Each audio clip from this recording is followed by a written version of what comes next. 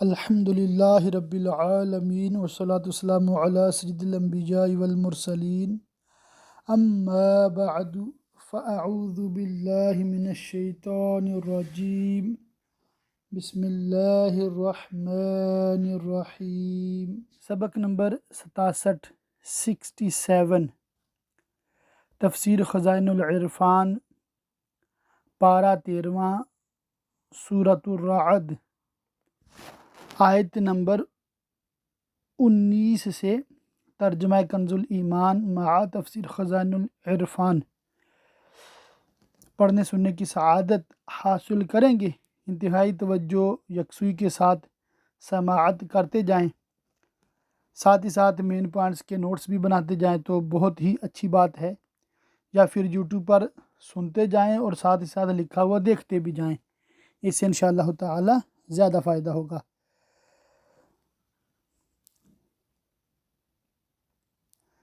تو کیا وہ جو جانتا ہے جو کچھ تمہاری طرف تمہارے رب کے پاس سے اترا حق ہے،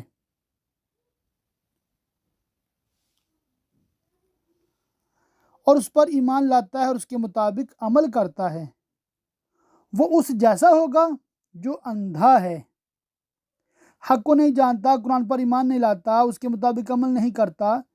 یہ آیت حضرت حمزہ بن عبد المطلب اور ابو جہل کے حق میں نازل ہوئی۔ نصیحت وہی مانتے ہیں جنہیں عقل ہے، وہ جو اللہ کا عہد پورا کرتے ہیں، اس کی ربوبیت کی شہادت دیتے اور اس کا حکم مانتے ہیں، اور قول باندھ کر یعنی وعدہ کر کے پھرتے نہیں،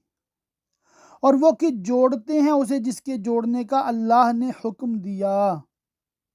یعنی اللہ کی تمام کتابوں اور اس کے کل رسولوں پر ایمان لاتے ہیں، اور بعض کو مان کر بعض سے منکر ہو کر ان میں تفریق یعنی جدائی نہیں کرتے، یا یہ معنی ہے کہ حقوق قرابت کی رعایت رکھتے ہیں اور رشتہ قطع نہیں کرتے۔ اسی میں رسول کریم صلی اللہ تعالی علیہ وسلم کی قرابتیں اور ایمانی قرابتیں بھی داخل ہیں۔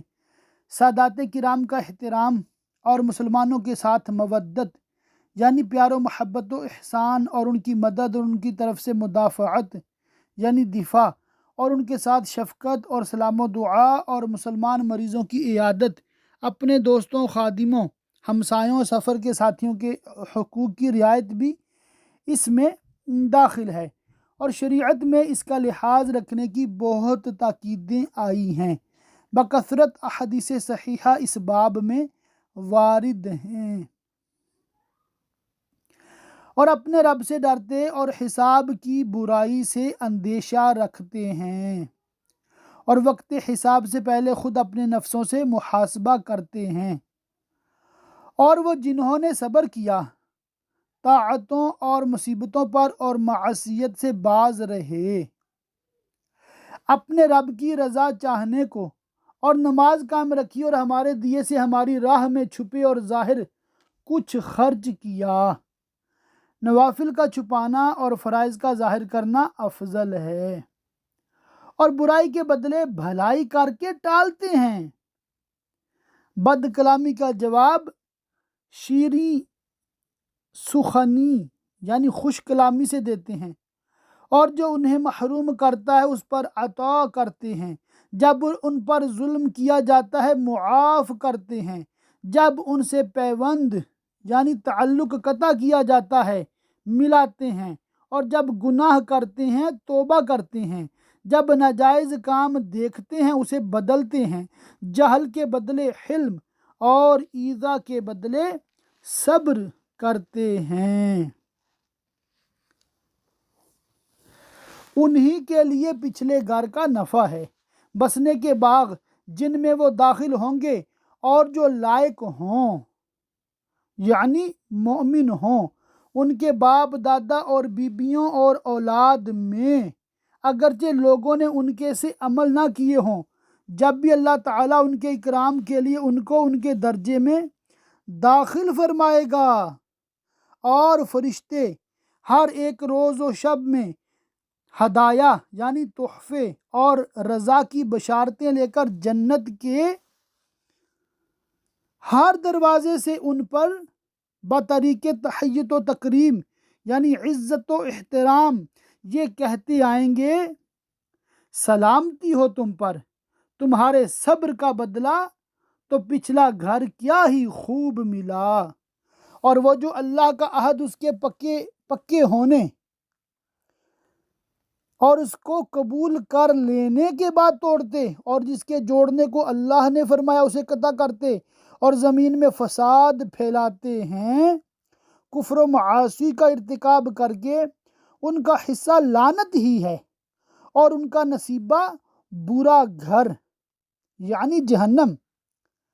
اللہ جس کے لیے چاہے رزق کشادہ اور جس کے لیے چاہے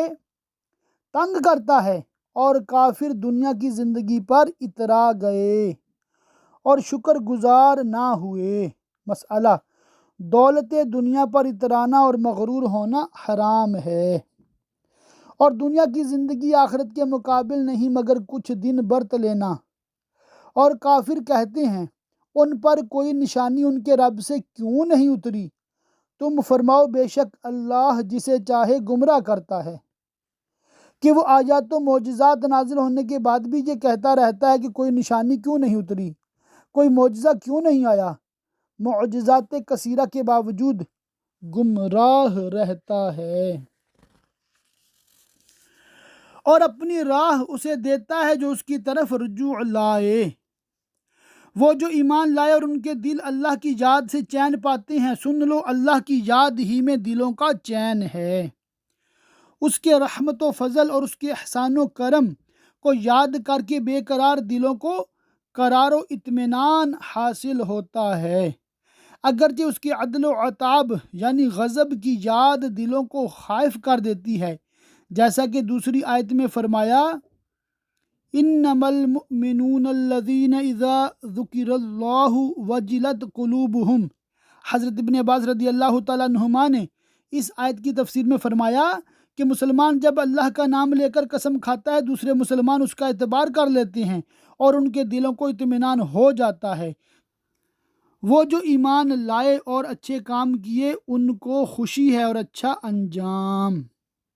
توبہ بشارت ہے راحت و نعمت اور خرمی و خوشحالی کی۔ سعید بن جبیر نے کہا کہ توبہ زبان حبشی میں جنت کا نام ہے۔ حضرت ابو ہریرہ اور دیگر اصحاب سے مروی ہے کہ توبہ جنت کے ایک درخت کا نام ہے جس کا سایہ ہر جنت میں پہنچے گا۔ یہ درخت جنت عدن میں ہے، اور اس کی اصل یعنی جڑ سید عالم صلی اللہ علیہ وآلہ وسلم کے ایوان معلیٰ میں، اور اس کی شاخیں جنت کی ہر غرفہ یعنی کمرے اور قصر یعنی محل میں، اس میں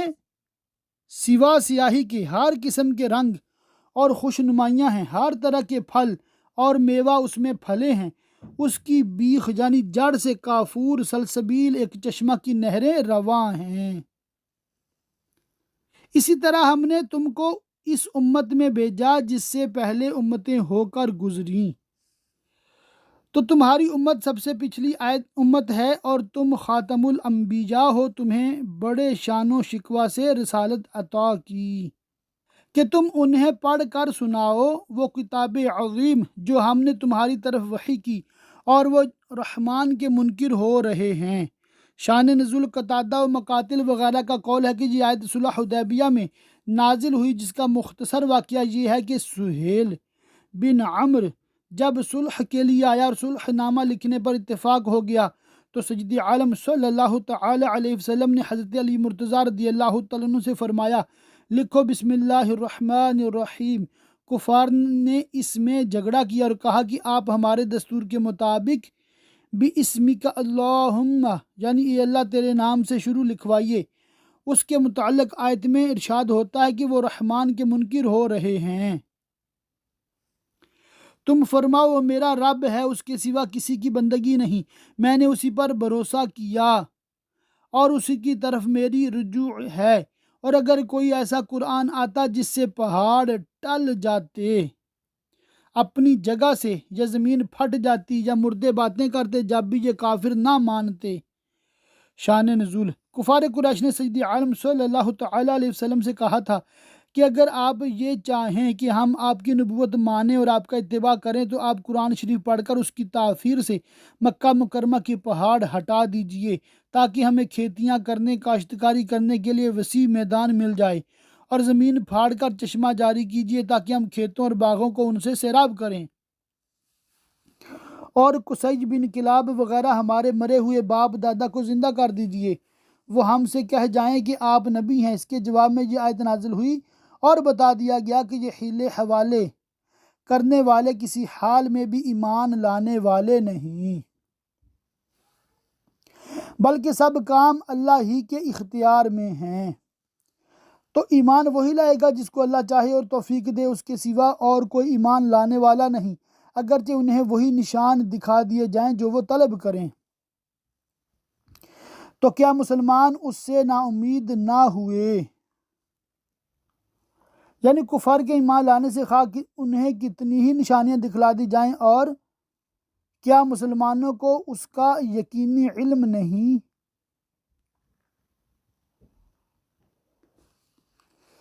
کہ اللہ چاہتا تو سب آدمیوں کو ہدایت کر دیتا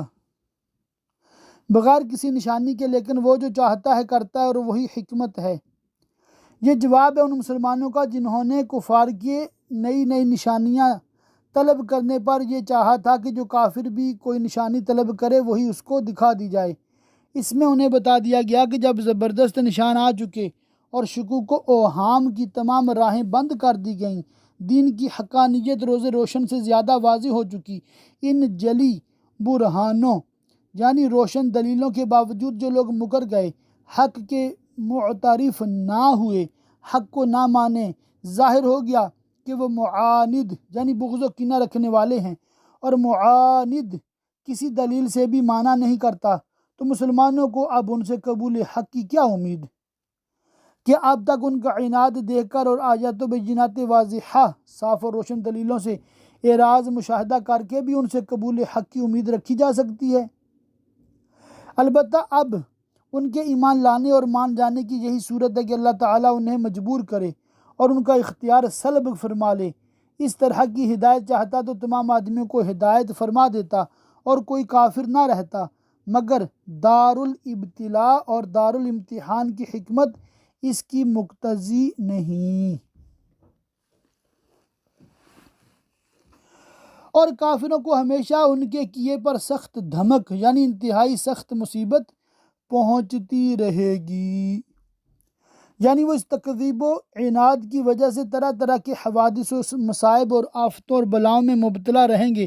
کبھی قحط میں، کبھی لٹنے میں، کبھی مارے جانے میں، کبھی قید میں، یا ان کے گھروں کے نزدیک اترے گی اور ان کے اضطراب و پریشانی کا باعث ہوگی، اور ان تک ان مصائب کے ضرر یعنی نقصانات پہنچیں گے،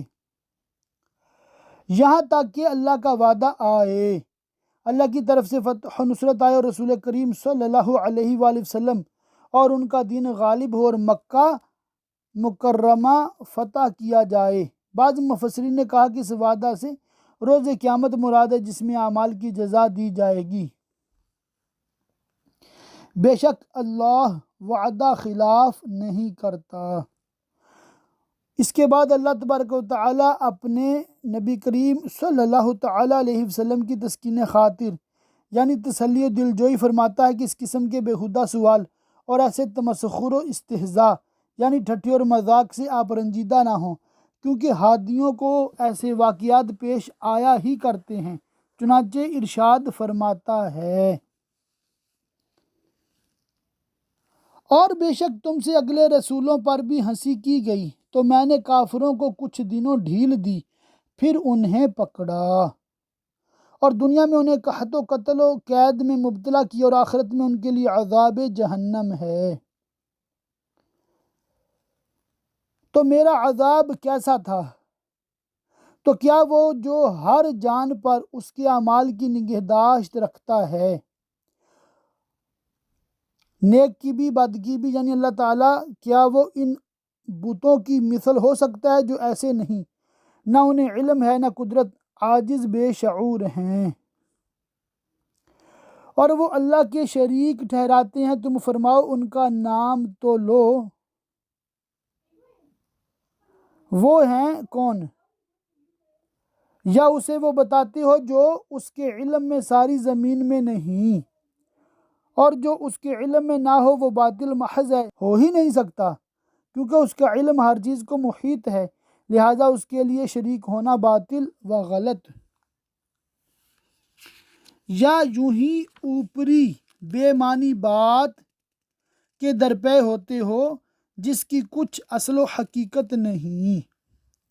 بلکہ کافروں کی نگاہ میں ان کا فریب اچھا ٹھہرا ہے اور راہ سے روکے گئے، یعنی رشد و ہدایت اور دین کی راہ سے، اور جسے اللہ گمراہ کرے اسے کوئی ہدایت کرنے والا نہیں، انہیں دنیا کے جیتے عذاب ہوگا۔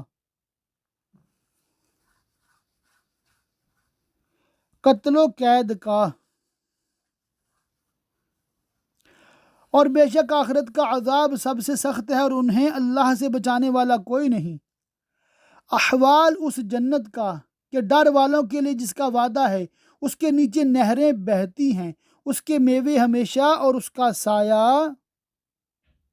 یعنی اس کے میوے اور اس کا سایہ دائمی ہے، ان میں سے کوئی منقطع اور زائل ہونے والا نہیں۔ جنت کا حال عجیب ہے، اس میں نہ سورج ہے نہ چاند نہ تاریکی، باوجود اس کے غیر منقطع دائمی، نہ ختم ہونے والا، ہمیشہ کا سایہ ہے۔ ڈر والوں کا تو یہ انجام ہے، یعنی تقوی والوں کے لیے جنت ہے، اور کافروں کا انجام آگ۔ اور جن کو ہم نے کتاب دی، یعنی وہ یہود و نصارہ جو اسلام سے مشرف ہوئے، جیسے کہ عبداللہ بن سلام وغیرہ اور حبشہ و نجران کے نصرانی، وہ اس پر خوش ہوتے جو تمہاری طرف اترا، اور ان گروہوں میں یہود و نصارہ مشرکین کے جو آپ کی دعوت میں سرشار اور آپ پر انہوں نے چڑھائیاں کی ہیں، کچھ وہ ہیں کہ اس کے بعض سے منکر ہیں۔ تم فرماؤ مجھے تو یہی حکم ہے کہ اللہ کی بندگی کروں اور اس کا شریک نہ ٹھہراؤں، میں اسی کی طرف بلاتا ہوں اور اسی کی طرف مجھے پھرنا۔ اس میں کیا بات قابل انکار ہے؟ کیوں نہیں مانتے؟ اور اسی طرح ہم نے اسے عربی فیصلہ اتارا، یعنی جس طرح پہلے انبیاء کو ان کی زبانوں میں احکام دیے تھے، اسی طرح ہم نے یہ قرآن ہے سید انبیاء صلی اللہ تعالیٰ علیہ وسلم آپ کی زبان عربی میں نازل فرمایا۔ قرآن کریم کو حکم اس لیے فرمایا کہ اس میں اللہ کی عبادت اور اس کی توحید اور اس کے دین کی طرف دعوت اور تمام تکلیف و حکام اور حلال و حرام کا بیان ہے۔ بعض علماء نے فرمایا چونکہ اللہ تعالیٰ نے تمام خلق پر قرآن شریف کے قبول کرنے اور اس کے مطابق عمل کرنے کا حکم فرمایا، اس لیے اس کا نام حکم رکھا۔ اور اے سننے والے، اگر تو ان کی خواہشوں پر چلے گا، یعنی کافروں کی جو اپنے دین کی طرف بلاتے ہیں، بعد اس کے کہ تجھے علم آ چکا، تو اللہ کے آگے نہ تیرا کوئی حمایتی ہوگا نہ بچانے والا۔ اور بے شک ہم نے تم سے پہلے رسول بھیجے اور ان کے لیے بیبیاں۔ شان نزول، کافروں نے سید عالم صلی اللہ تعالیٰ علیہ وسلم پر یہ عیب لگایا تھا کہ وہ نکاح کرتے ہیں، اگر نبی ہوتے تو دنیا ترک کر دیتے، بی بی بچے سے کچھ واسطہ نہ رکھتے۔ اس پر یہ آیت کریمہ نازل ہوئی اور انہیں بتایا گیا کہ بی بی بچے ہونا نبوت کے منافی نہیں، لہٰذا یہ اعتراض محض بے جا ہے۔ اور پہلے جو رسول آ چکے ہیں وہ بھی نکاح کرتے تھے، ان کے بھی بیبیاں اور بچے تھے۔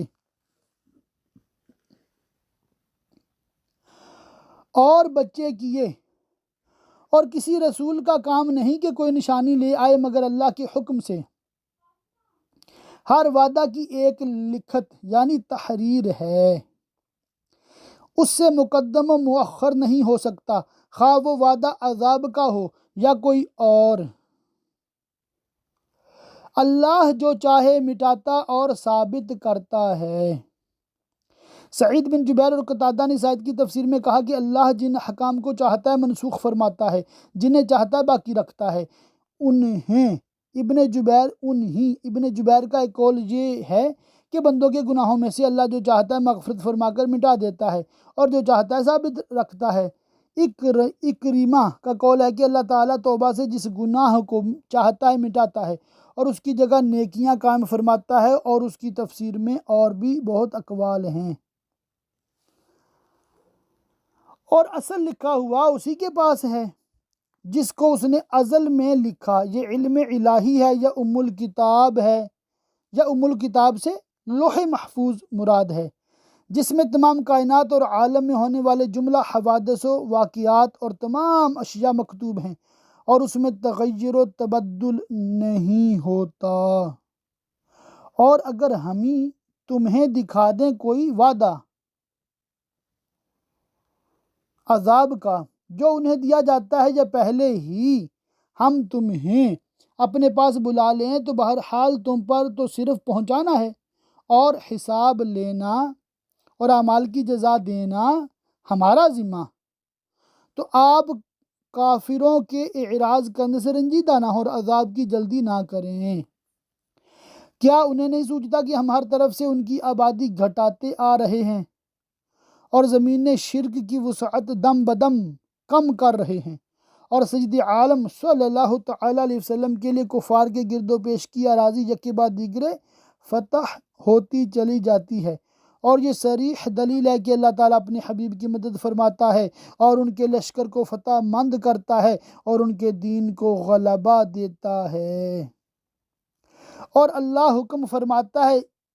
اس کا حکم پیچھے ڈالنے والا کوئی نہیں، اس کا حکم نافذ ہے، کسی کی مجال نہیں کہ اس میں چون چرا یا تغییر و تبدیل کر سکے۔ جب اسلام کو غلبہ دینا چاہے اور کفر کو پست کرنا، تو کس کی تاب و مجال کہ اس کے حکم میں دخل دے سکے۔ اور حساب لیتے دیر نہیں لگتی، اور ان سے اگلے یعنی گزری ہوئی امتوں کے کفار اپنے انبیاء کے ساتھ فریب کر چکے ہیں، تو ساری خفیہ تدبیر کا مالک تو اللہ ہی ہے، پھر بغیر اس کی مشیت کے کسی کی کیا چل سکتی ہے؟ اور جب حقیقت یہ ہے تو مخلوق کا کیا اندیشہ؟ جانتا ہے جو کچھ کوئی جان کمائے، ہر ایک کا کسب اللہ تعالیٰ کو معلوم ہے، اور اس کے نزدیک ان کی جزا مقرر ہے۔ اور اب جاننا چاہتے ہیں کافر کسے ملتا ہے پچھلا گھر، یعنی کافر عنقریب جان لیں گے کہ راحت آخرت مومنین کے لیے ہے اور وہاں کی ذلت و خواری کفار کے لیے۔ اور کافر کہتے ہیں تم رسول نہیں، تم فرماؤ اللہ گواہ کافی ہے مجھ میں اور تم میں، جس نے میرے ہاتھ میں معجزات باہرہ و آیات قاہرہ ظاہر فرما کر میرے نبی مرسل ہونے کی شہادت دی، اور وہ جسے کتاب کا علم ہے، خواہ وہ علماء یہود میں سے تورات کا جاننے والا ہو یا نصارہ میں سے انجیل کا عالم، وہ سید عالم صلی اللہ تعالیٰ علیہ وسلم کی رسالت کو اپنی کتابوں میں دیکھ کر جانتا ہے۔ ان علماء میں سے اکثر آپ کی رسالت کی شہادت دیتے ہیں۔ اللہ کے فضل سے سورۃ الرعد مکمل ہوئی۔ سورہ ابراہیم مکیہ ہے، اس میں 52 آیتیں اور 7 رکوع ہیں۔ اللہ کے نام سے شروع جو نہایت مہربان رحم والا۔ سورہ ابراہیم مکیہ ہے، سوائے آیت الم تر الی الذین بدلوا نعمت اللہ کفرا اور اس کے بعد والی آیت کے۔ اس صورت میں 7 رکوع، 52 آیتیں، 861 کلمے، 3434 حرف ہیں۔ ایک کتاب ہے یہ قرآن شریف کہ ہم نے تمہاری طرف اتاری کہ تم لوگوں کو کفر و ضلالت و جہل و غوائیت یعنی جہالت و گمراہیت کی اندھیریوں سے ایمان کے اجالے میں لاؤ۔ ظلمات کو جمع اور نور کو واحد کے صیغہ سے ذکر فرمانے میں ایما یعنی اشارہ ہے کہ دین حق کی راہ ایک ہے اور کفر و ضلالت کے طریقے کثیر۔ ان کے رب کے حکم سے اس کی راہ یعنی دین اسلام کی طرف جو عزت والا سب خوبیوں والا ہے، اللہ کہ اسی کا ہے جو کچھ آسمانوں میں ہے اور جو کچھ زمین میں، وہ سب کا خالق و مالک ہے، سب اس کے بندے اور مملوک اور قبضے میں ہیں، تو اس کی عبادت سب پر لازم اور اس کے سوا کسی کی عبادت روا نہیں۔ اور کافروں کی خرابی ہے ایک سخت عذاب سے، جنہیں آخرت سے دنیا کی زندگی پیاری ہے اور اللہ کی راہ سے روکتے اور لوگوں کو دین الہی قبول کرنے سے مانے ہوتے ہیں اور اس میں کجی یعنی ٹیڑھا پن چاہتے ہیں، وہ دور کی گمراہی میں ہیں کہ حق سے بہت دور ہو گئے ہیں، اور ہم نے ہر رسول اس کی قوم ہی کی زبان میں بھیجا جس میں وہ رسول مبعوث ہوا، خواہ اس کی دعوت عام ہو اور دوسری قوموں اور دوسرے ملکوں پر بھی اس کا اتباع لازم ہو، جیسا کہ سید عالم صلی اللہ تعالیٰ علیہ وسلم کی رسالت تمام آدمیوں اور جنوں بلکہ ساری خلق کی طرف ہے، اور آپ سب کے نبی ہیں، جیسا کہ قرآن کریم میں فرمایا گیا لِيَكُونَ لِلْعَالَمِينَ نَذِيرًا، کہ وہ انہیں صاف بتائے،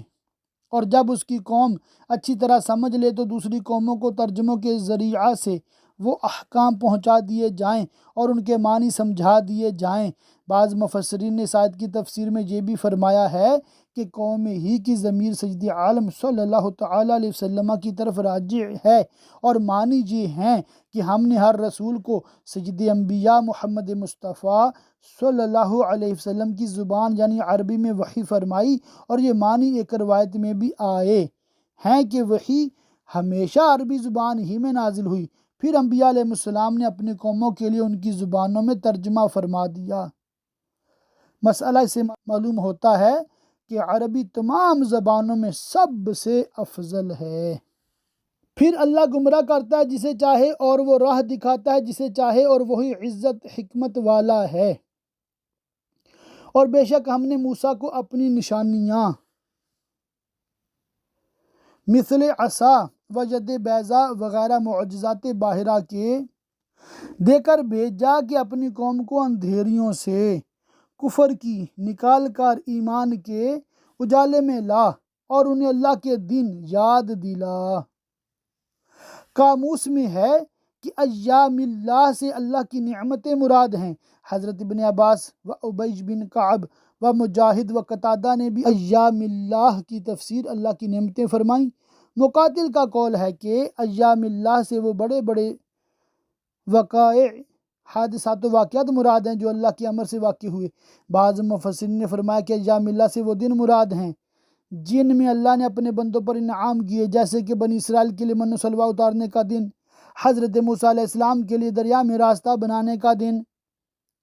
ان ایام اللہ میں سب سے بڑی نعمت کے دن سید عالم صلی اللہ تعالیٰ علیہ وسلم کی ولادت و معراج کے دن ہیں۔ ان کی یاد قائم کرنا بھی اس آیت کے حکم میں داخل ہے۔ اسی طرح اور بزرگوں پر جو اللہ تعالیٰ کی نعمتیں ہوئیں یا جن ایام میں واقعات عظیمہ پیش آئے، جیسا کہ 10ویں محرم کو کربلا کا واقعہ ہائلہ یعنی ہولناک واقعہ، ان کی یادگار قائم کرنا بھی تذکیر بھی ایام اللہ میں داخل ہے۔ بعض لوگ میلاد شریف، معراج شریف اور ذکر شہادت کی ایام کی تخصیص یعنی تاریخ مخصوص کرنے میں کلام کرتے ہیں، انہیں اس آیت سے نصیحت پذیر ہونا چاہیے۔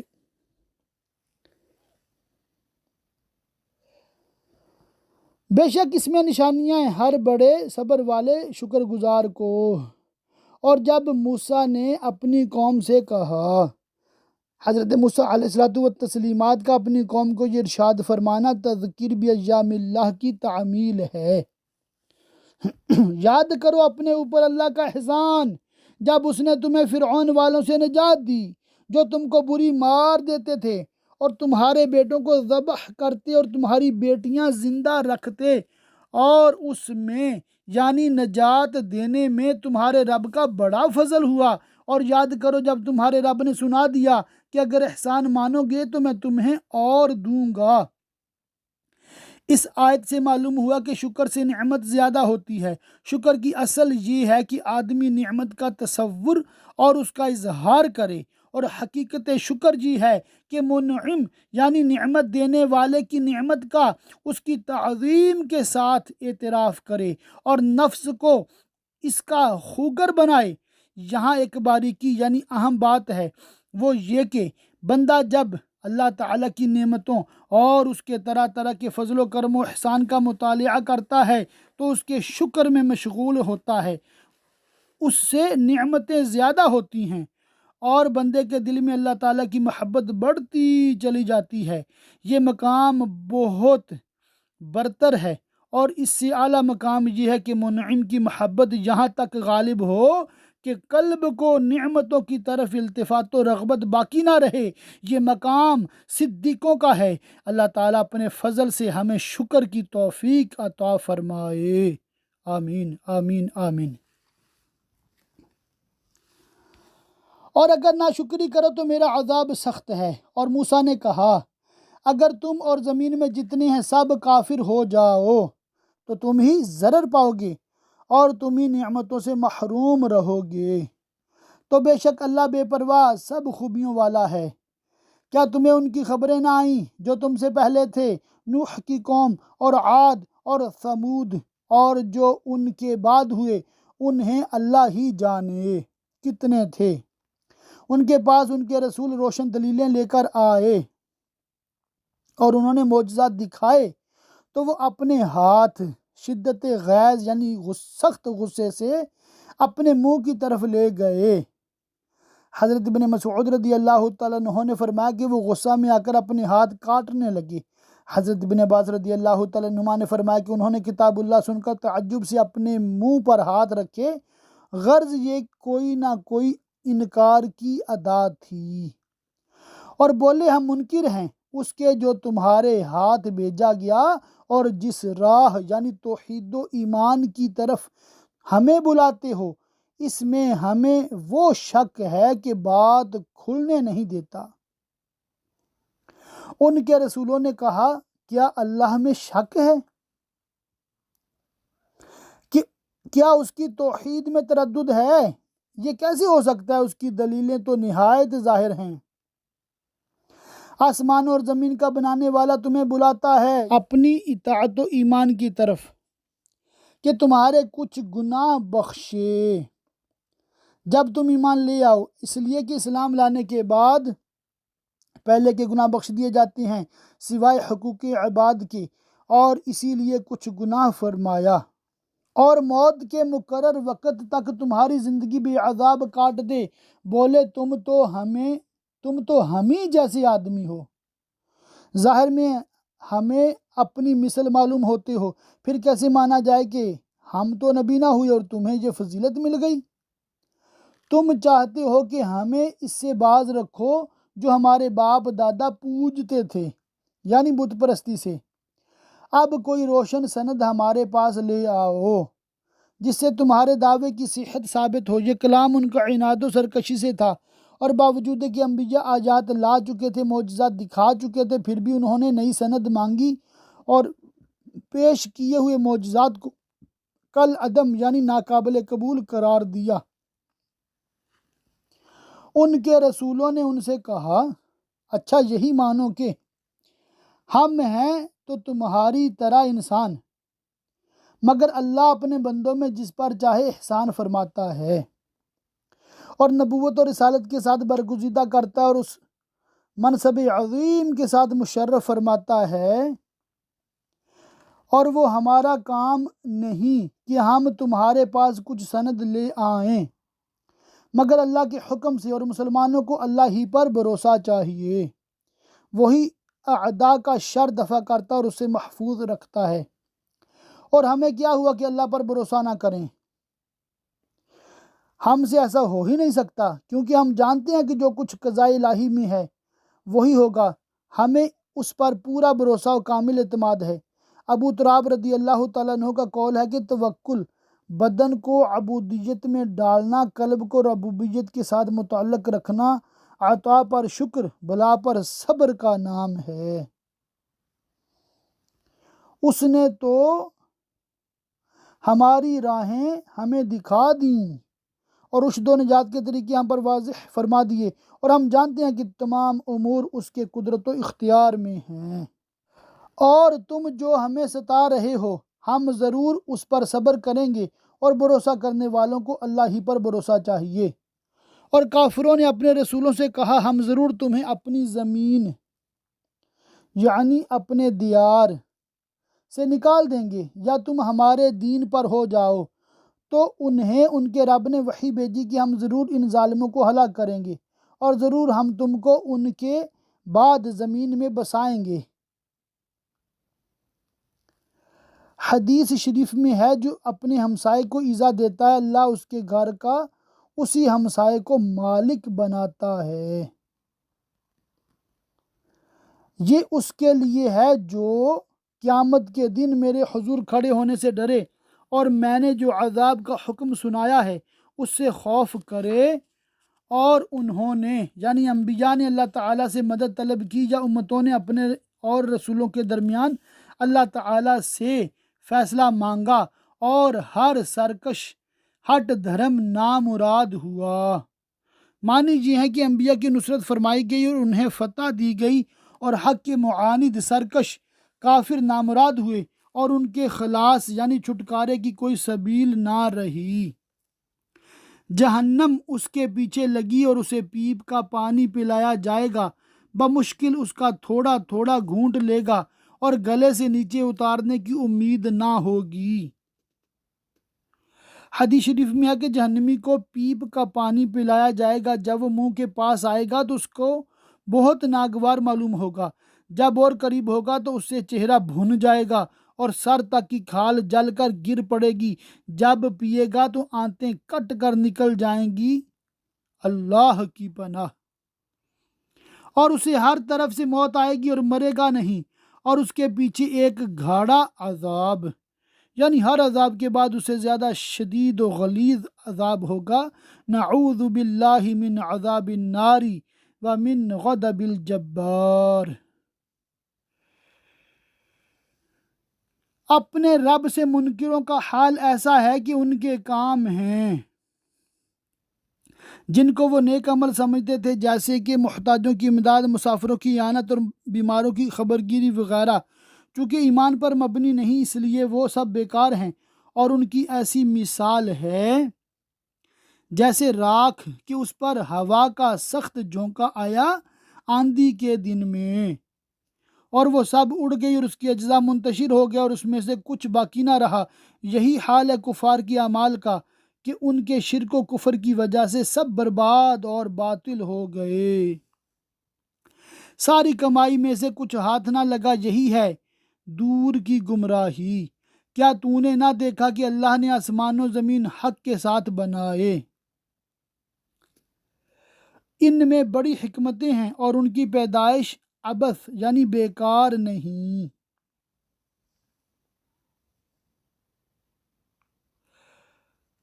اگر چاہے تو تمہیں لے جائے، معدوم کر دے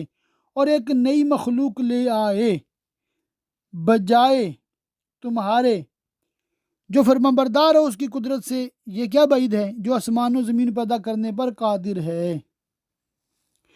اور یہ معدوم کرنا اور موجود فرمانا اللہ پر کچھ دشوار نہیں، اور سب اللہ کے حضور روز قیامت اعلانیہ حاضر ہوں گے، تو جو کمزور تھے وہ